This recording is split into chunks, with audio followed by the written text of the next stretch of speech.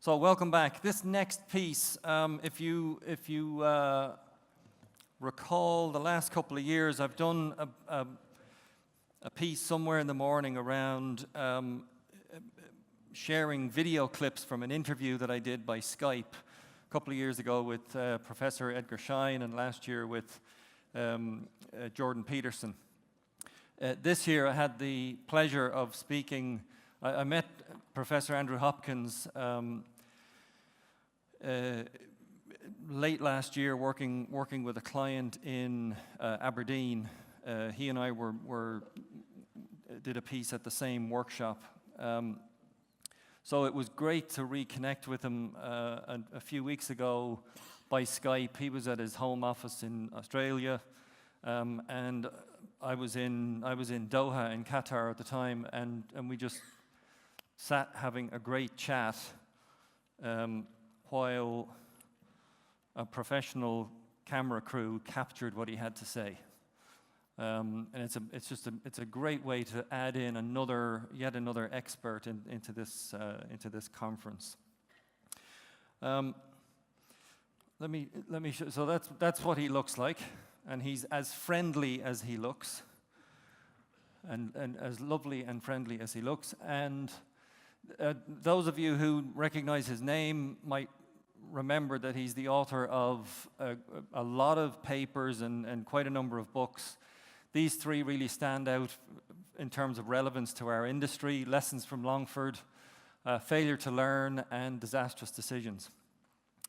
So those books are quite well known in our industry, and he's quite well known as the author of them. And then this is his latest book, Organizing for Safety: How Structure Creates Culture. And I was quite interested and fascinated by the title. So one, organizing for safety, that sounds like something that's sensible to do, something worth doing, something we want to do. And then how structure creates culture made me go, we're gonna have to have a chat about that, and so you can tell me what you mean by that. And when I asked him, what do you mean by, when you say structure, what do you mean? And he said, well, in particular, I'm talking about organizational structure, hierarchies, positions, reporting lines, how decisions get made, who has the authority. That's in particular what I mean, he said, when I say structure. And of course, if you've been to this conference down through the years, and if you've been in safety conversations in your company, and you've been to safety trainings or safety leadership programs, or you're a member of a safety leadership team, any of that, you'll have been exposed many times to terms like mindset, culture, leadership, hearts and minds, what people would very often refer to as the softer side of safety. And Hopkins is talking about more like the harder side and how it creates culture. So getting the right structure in place and having that create culture. He also you'll see in the video clips as we show them, that he also talks about how they complement one another. Or kind of how you can't have one without the other. And he's a great guy for sharing examples from work that he's been directly involved in and things that he's studied closely, and for that matter, even clients that he's worked for. He's very generous about sharing that kind of thing, and again, you'll see that in the videos. And we'll move to the first clip, if we may, and if you could line it up. And in this first clip, he builds on the answer he gave me to what he means by structure. And he begins with a great example of the Columbia shuttle disaster, and what NASA discovered when they looked into that disaster. He also includes Deepwater Horizon as an example. And being a very fair-minded man, he'll also talk to us about the benefits and the drawbacks of having the kind of structure that he's talking about. So this is about a 10-minute video clip, and all of it's gold. So enjoy, and I'll come back to you when we run this clip. Thanks. I think the best way to illustrate this point is with an example. And the example I want to use is the Columbia Space Shuttle accident. In 2003, that shuttle suffered a catastrophic accident, and all the astronauts on board were killed. What happened was that in the background, behind the shuttle, is a huge tank. It's an auxiliary tank. And pieces of cladding off that tank would fall off the tank and hit the shuttle on launch. And those pieces of cladding would dent the wings or the fuselage of the shuttle. Now, this shouldn't have happened. Something was wrong. But the organisation was intent on ignoring those things. It found a way to normalise them and say, well, this is not the way it should be, but this is a normal risk. This is not a risk we need to worry about. We can ignore this. Now, on the occasion in question, when the accident happened, a piece of that cladding fell off and hit the leading edge of one of those shuttle wings and created a hole in the edge. So that when the shuttle re-entered the atmosphere several days later, the atmosphere entered the hole and heated up very quickly and destroyed the shuttle. Now, the Accident Investigation Board that looked into this said the problem with NASA was that it had a broken safety culture, absolutely focused on launching on schedule, minimising cost, no matter what. This failure to deal adequately with anomalies, the normalisation of anomalies, these are very standard kinds of things that happen in organisations which are not dealing adequately with major hazard risk or process safety risk. So what was their solution to this? It was actually very interesting. It was that NASA needed to create a separate organisational focus within NASA, but completely outside of the shuttle launch operation. So it sits right outside the shuttle launch organisation and is not concerned with the concerns of the shuttle launches, namely schedule and cost. And it's called the Technical Engineering Authority. It has absolute control over certain matters, for example, whether to launch or not. It can veto a launch if it thinks the launch is not appropriate, and it can do so without regard to schedule or cost because it's not part of that launch organisation. So this is an example of a structural change, creating a node, if you like, a powerful organisational node within NASA, which had the capacity to override the daily operations of the launch organisation. And so by doing that, they created a culture which was much more focused on operational excellence, much more focused on risk, and much less focused on simply complying with schedule and minimising cost. So here's an example where the board made this recommendation because it could see that the only way to shift the culture of the organisation was to put in place that new organisational node, if you like. Let's try and apply this thinking to the oil and gas industry. To do this, I want to refer you to a diagram, and I want to talk about the way in which engineers perform and operate within a hazardous industry like the oil and gas industry. There are various ways in which they can relate to line management.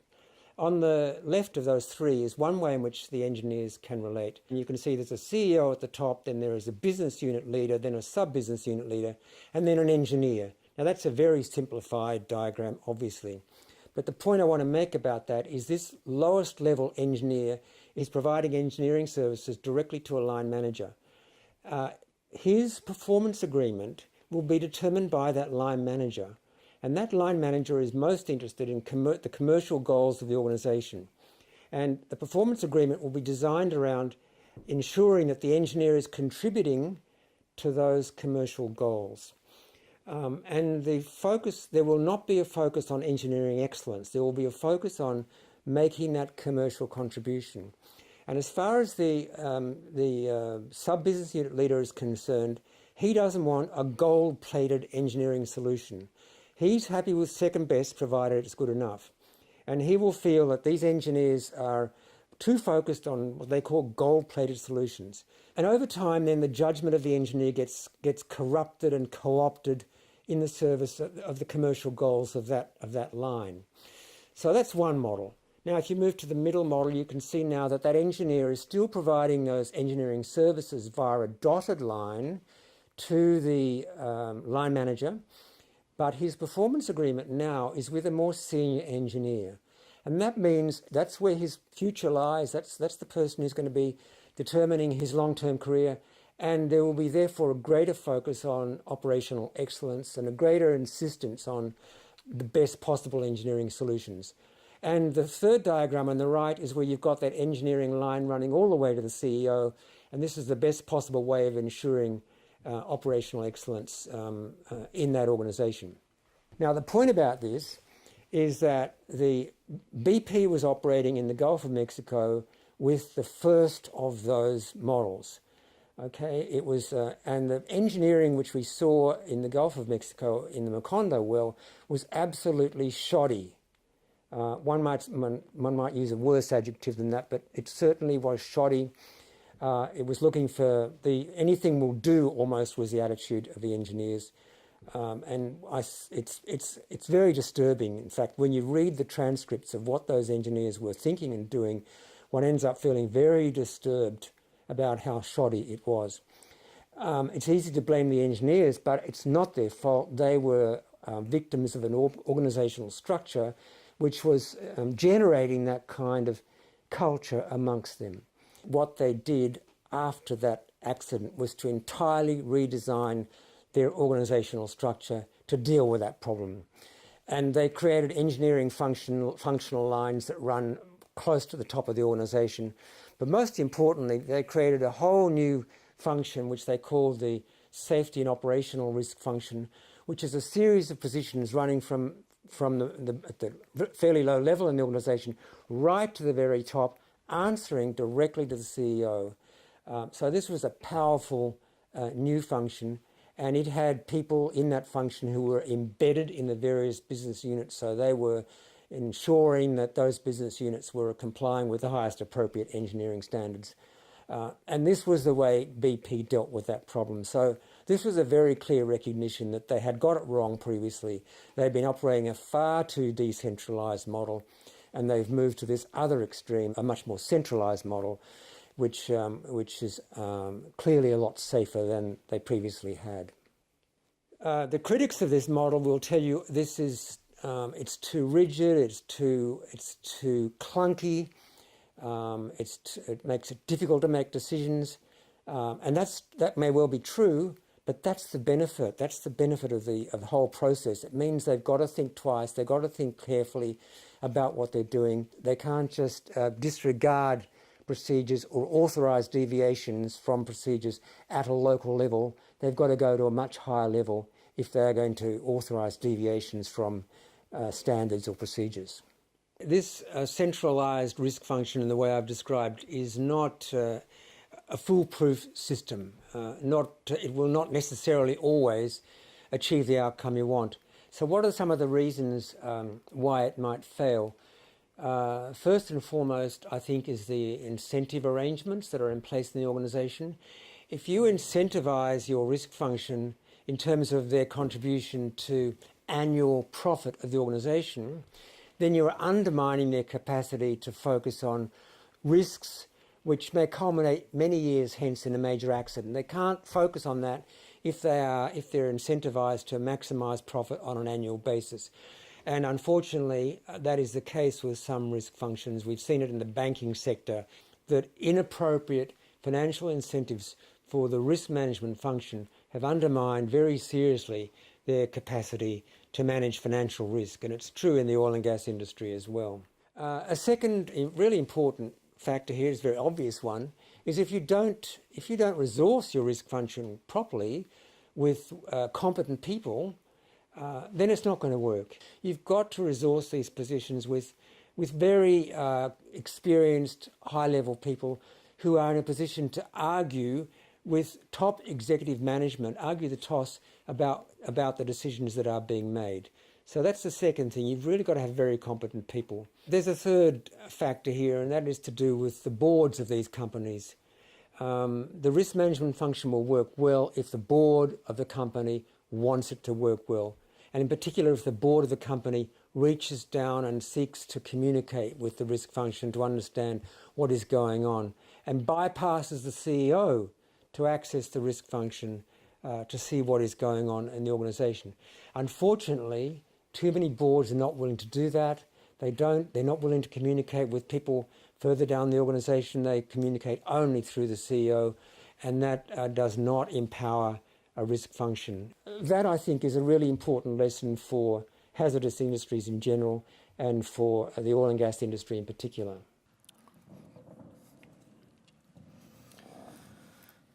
Okay, so a couple of great examples and some interesting stuff for us to think about in terms of structure, benefits and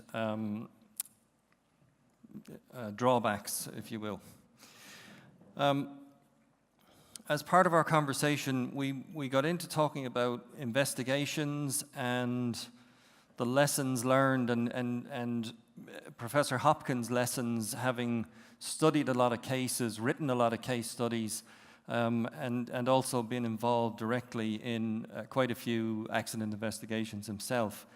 Again, he starts this next clip that we'll show with a great example. This time the example comes from the mining industry. He works across a number of industries, including oil and gas, but not limited to that.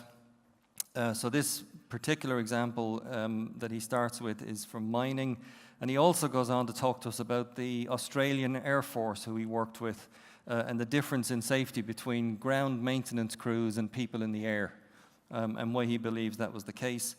And in here, he's really talking to us about authority to act and decide, and who has it. So let's take a look at the clip. I get asked from time to time by big companies to participate in their own internal accident investigations, and one I was involved with was a company which was a metalliferous mining company, big international metalliferous mining company. And the way they were mining was cavern mining. They were creating huge underground caverns, which they would later fill in. But creating these caverns was safe, provided they were not too closely spaced. They would support themselves for a period of time, provided they were not too closely spaced. Unfortunately, the company was, as they progressed through the rocks, their caverns were becoming closer and closer together, which meant that these caverns were more and more precarious.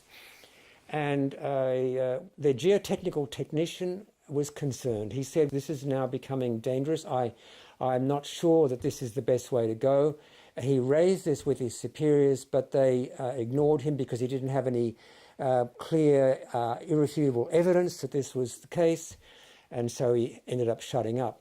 And the result of this was, indeed, they had a major collapse. There were no fatalities or injuries, and that was very lucky because there was nobody there when this whole cavern collapsed. There could have been, and there could have been fatalities. But the whole process came to a standstill for months. Now, the point I made in the inquiry, the internal inquiry, was that this geotechnical technician was far too low in the pecking order. If he'd been 2 or 3 steps further up the line, even though he was responding on the basis of a gut feeling, as it were, without the clearest of numerical or quantitative rationales, his view would have been respected as an expert at a higher level in the company. But because he was low level, he was too easily dismissed.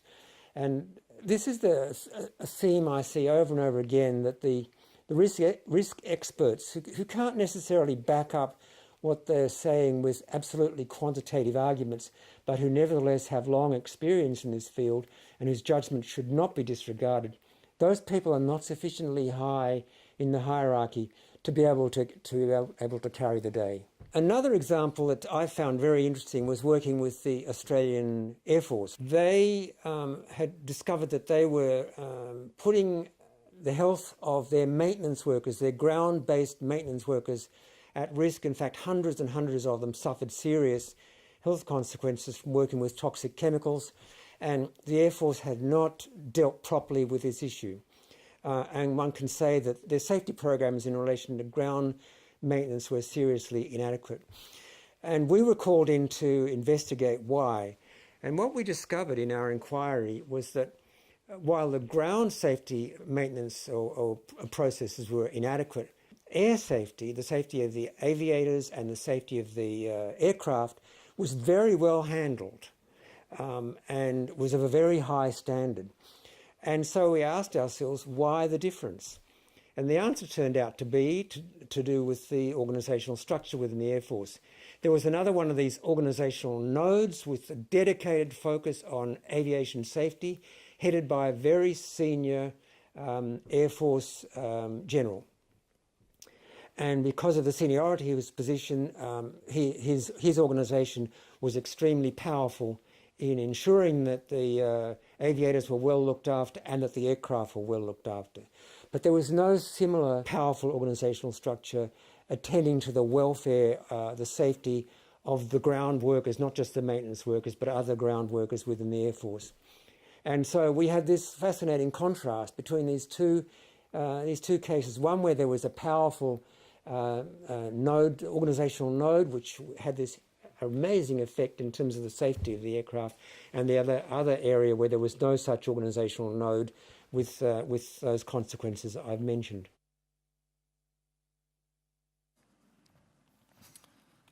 Okay. How are we doing so far? How are we doing so far? Oh, yeah, there we go. Okay, good. It's a lonely spot up here, you know. We got into talking about approaches other than how structures create culture. What other approaches are there? Complementary or alternative? Well, we're going to be talking other approaches. And this particular piece of the conversation reminded me of a presentation that I was lucky enough to be at a Shell meeting in the middle of last year, where Paul O'Neill, who was the CEO of Alcoa, and turned that company around during his time as CEO in the most remarkable way. And depending on which story you read or what way it's presented, very often the story is presented as a kind of legendary safety leadership story where he put safety first, and it was no kidding, it was first. And many who write about it or talk about it would say, well, that's what turned the company around, was putting safety first. When O'Neill gets in a room full of people and shares his story, he starts talking about turning the company around through habitual excellence, including the approach to safety, including the results they were looking for in safety. But he was also looking for, in this particular talk, he says, getting your financial reporting done within 2.5 days of the end of the month, bang, done, reported to Wall Street. That's habitual excellence, not the 12 days it was taking, but getting it done because that's what's excellent, and approaching safety in a particular way because that's what's excellent. So it wasn't just safety. And so it's not just one kind of approach that'll get you there. We know this, right? In a world of complexity, one approach won't get us there. It's a combination. So I asked him about, what about other approaches? What about other things that go with this or go against this? Or I wanted to know about other approaches and what he had to say. So here's what he says. One of the main alternative views as to how you create change cultures in organizations is to run educational campaigns within the organization, often described as hearts and minds campaigns, trying to win the hearts and minds of your employees, win them over to a different way of thinking, a different way of behaving. Shell is a very good example. The petroleum company Shell is well known for its own hearts and minds campaign, which it ran for some years, a few years ago. And it was a very well-resourced campaign they ran all of their employees, tens of thousands of their employees, through their Hearts and Minds campaign. And one of the dominant images in this campaign is the safety maturity ladder. And the idea here was to train people to think that there are different levels at which an organization can operate. At the lowest level, you've got pathological organizational culture. I won't run up the steps of the ladder, but at the top level, you have a generative organizational culture. I won't try and define these terms. But the whole aim of Shell's Hearts and Minds campaign was to get people to think in terms of this organizational maturity ladder and think about ways in which they might move the organization up that ladder. Now, the designer of this campaign, a guy by the name of Patrick Hudson, wrote an article some years later saying it really hadn't had the effect he had hoped it would have.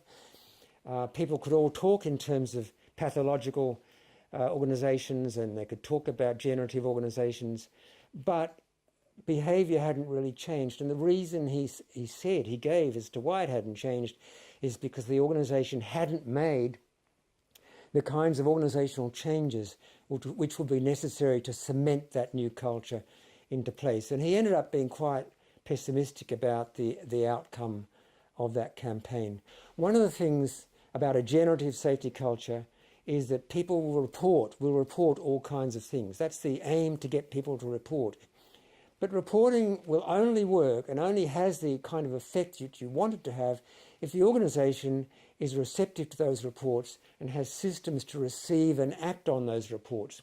That's quite a big organisational demand that is made on the organisation. And if it doesn't respond to that demand, people who are making reports find that their reports disappear into a black box and are rapidly disillusioned by the whole process. And that's why I say that a Hearts and Minds campaign, it's all very well, but unless it's supported by a really powerful organisational change, it's just not going to work.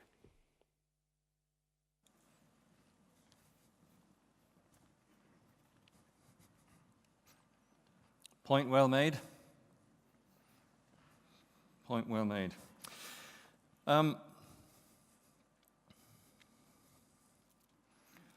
Thinking about, or not thinking about, but referring back to the Piper Alpha dramatizations earlier on, and to Charlie's very personal story.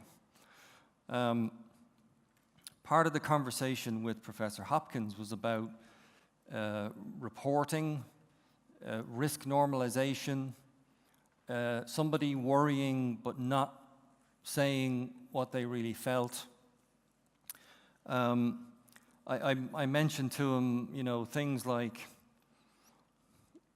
all the dashboards are green, isn't that great? And why isn't somebody saying, where's the red stuff on the dashboards? There must be something red, right? Like I remember witnessing a conversation between two senior managers from the oil and gas industry, and one was talking about basically green dashboards, and it was fabulous. Everything was superb. And the guy sitting next to him said, "Have you forgotten that you took over that place from me 9 months ago? Are you telling me you fixed everything? Because that ain't what the dashboards looked like when I was there. Seriously, it wasn't what they looked like." So we were having a conversation of that nature. So listen out for risk normalization, reporting, and so on in this next piece by Professor Hopkins. It's not enough for management to say, we want you to report the bad news. The question is, how is that bad news received? And the way in which it needs to be received is with celebration. This is the word I would use. We need to celebrate when people report bad news. Let me give you some examples of what I'm talking about. There's a very famous case in the literature of this is on a US nuclear aircraft carrier. And a worker thought he might have left a tool on the deck of the aircraft carrier. Very dangerous thing to do, obviously. So he reported this to the commanding officer of the aircraft carrier, that he couldn't find the tool that might be on the deck of the aircraft carrier. So essentially he's reporting not only something that was just dangerous, but was something which arguably was his fault. He nevertheless went ahead and reported it. Yes, there were aircraft in the sky at the time. They had to be diverted to a shore base. Finally, the tool was found and the aircraft were brought back on board. So a big disruption to the activities of the aircraft carrier.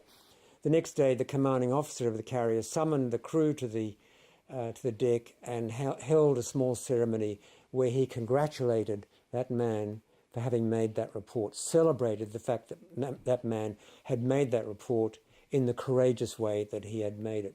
So this is what I mean by celebrating and encouraging. Now let me give you some examples from the oil and gas industry, because there are some fabulous examples in the oil and gas industry.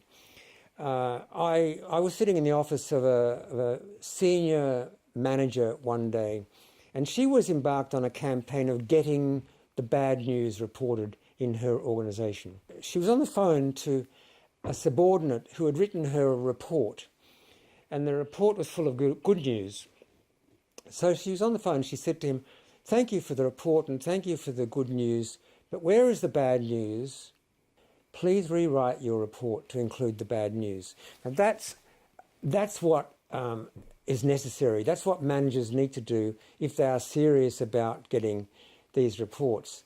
Now, she went a step further, and in a wonderful way. She was willing to give awards to people who provided her with information, important information in relation to process safety matters that were worrying to people.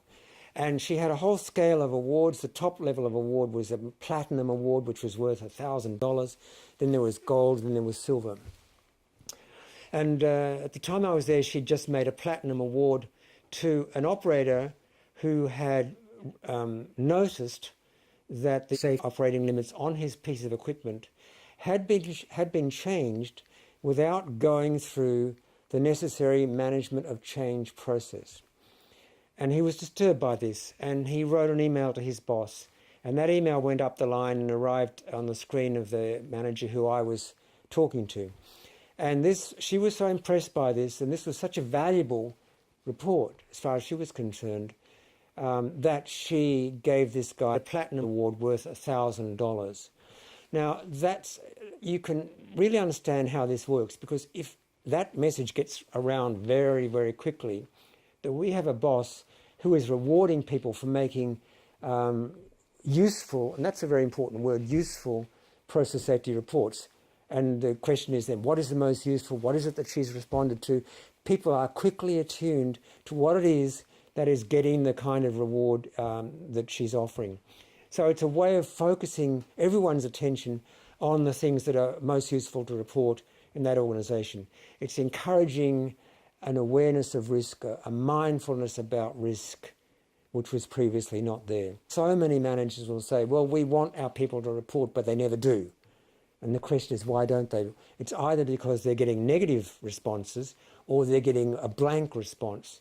And what you need is a very positive response that tells you, thank you, you've done absolutely the right thing, we appreciate that.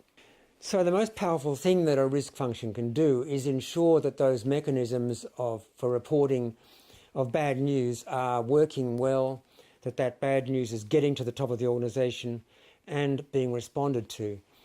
The risk function, the safety function within air traffic control in Australia had a reporting system, and I came across a report that while I was studying them, it came from the Air Traffic Control Centre at Adelaide. They made a report at the end of it, the night shift. The night shift had been short-staffed. They'd been down by one air traffic controller, and they couldn't get a replacement. The result of that was that they were not working in as low-risk a way as they would like to have. Nothing went wrong that night, but this was not the ideal situation as far as the other air traffic controllers were concerned. So they reported this into their incident reporting system. The first comment I want to make about this is it's very unusual for people to report issues about fatigue or understaffing into risk management systems, but they are certainly the kinds of things which need to be reported in a major hazard industry. And so they made this report. It went through that night. The next morning, it's electronically received at head office in Canberra. These reports are analysed by expert staff. They identify which are the most significant, and the head risk manager for the organisation reports on these particular incidents, the ones that have been judged most important, to a 8 a.m. meeting of the executive of that, the top executive of that organisation. So this report about understaffing was considered by the senior executive of this organisation within hours of the report having been made. Now that's an example of what an organisation which is really serious about accessing bad news does. It's an example of how it sets up a function, a risk function, which will ensure that that kind of information gets to the top.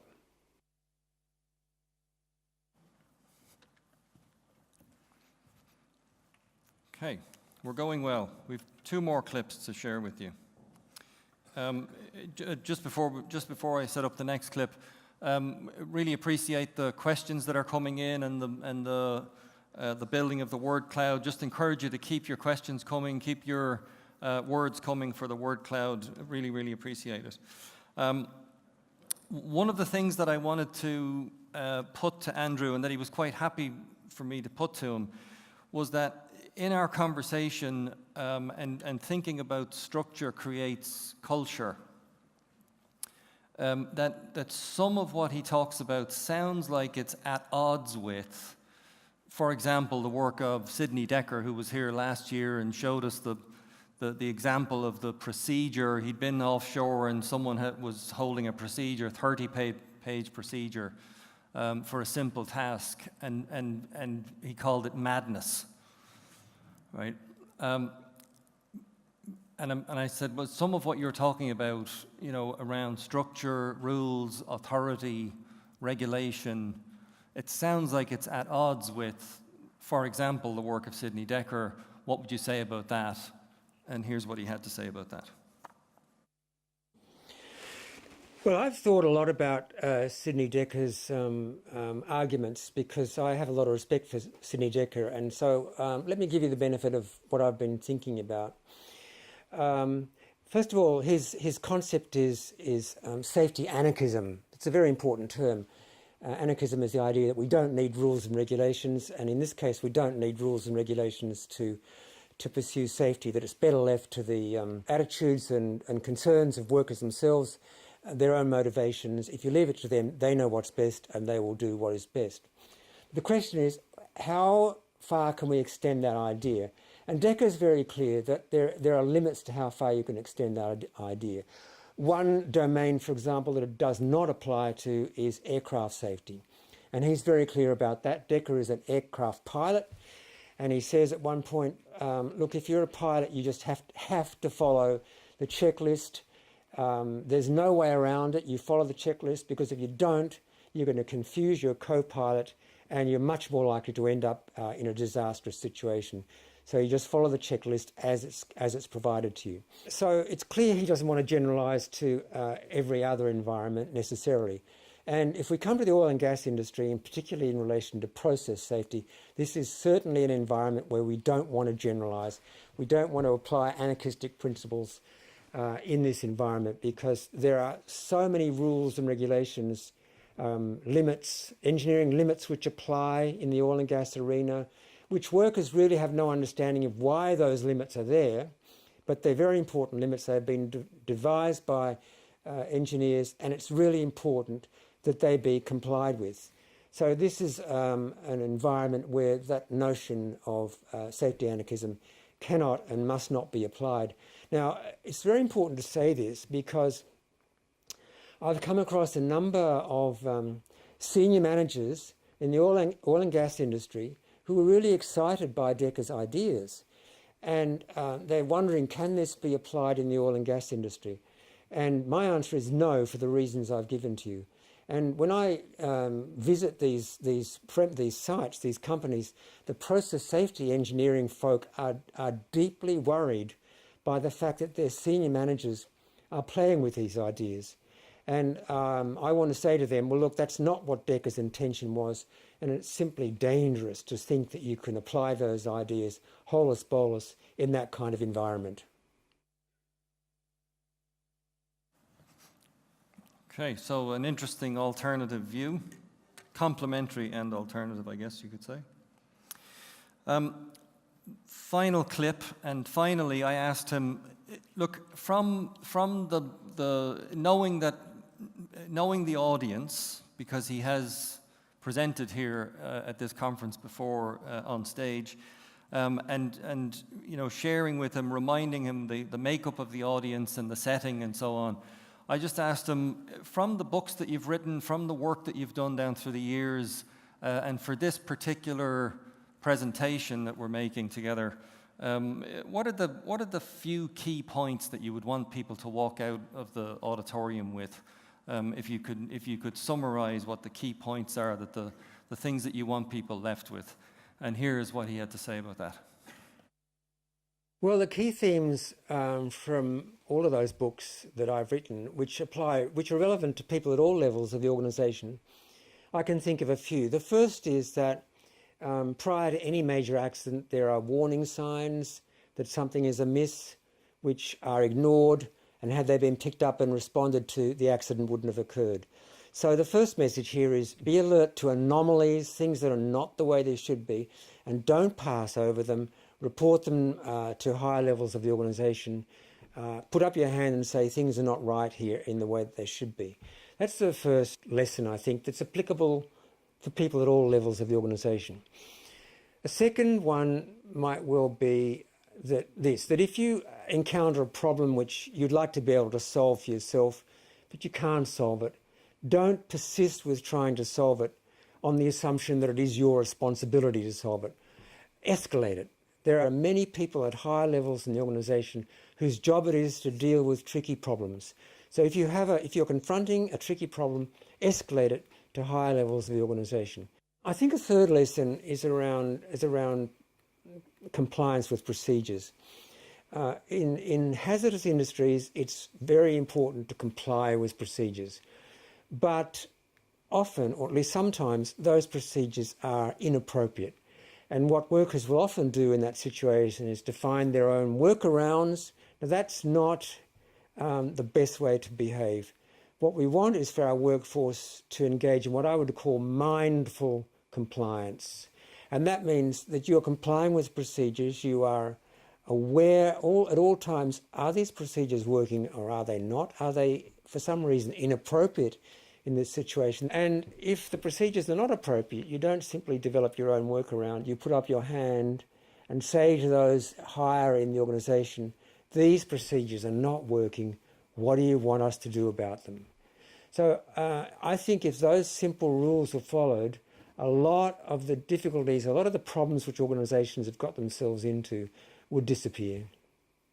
In this present book, which is focused on organisational structure at the highest level, there's far less ways in which those ideas can be immediately applied by people at lower levels of the organisation. But I think the big benefit for people further down the organisation is to understand why it is that these organisations are so resistant. It's so difficult to get things to change.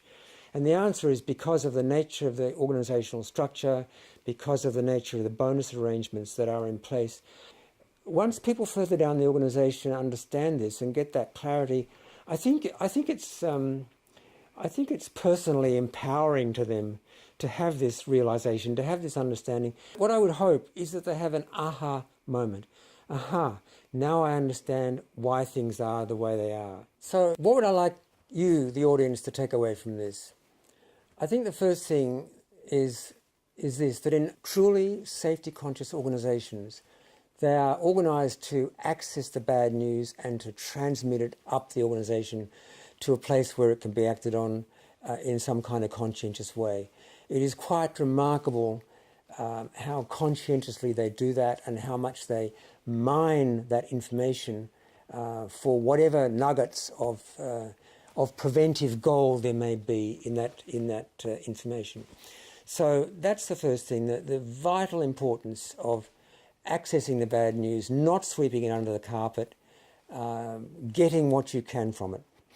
And the second is to go back to these fundamental root causes which seem to lie behind every major accident. That is the way in which incentive arrangements can undermine a focus on safety and prioritise a focus on profit. You see that over and over again. It's something to be guarded against. It's something to be alert to. The other factor that I've really emphasised is the importance of organisational structure, and in the oil and gas industry, the way a decentralised organisational structure allows every sub-business unit to pursue its own agendas, its own profit-maximising agendas, which can be at the expense of process safety. And the only real way around this is to centralise control over those matters. And that's, I think, a lesson that I would really seek to leave with you. Okay. While one of the video clips was on, I took a photograph of him on screen and sent him an email saying, "Your videos are on in Esbjerg in Denmark, thanks again." So he knows we were watching just now.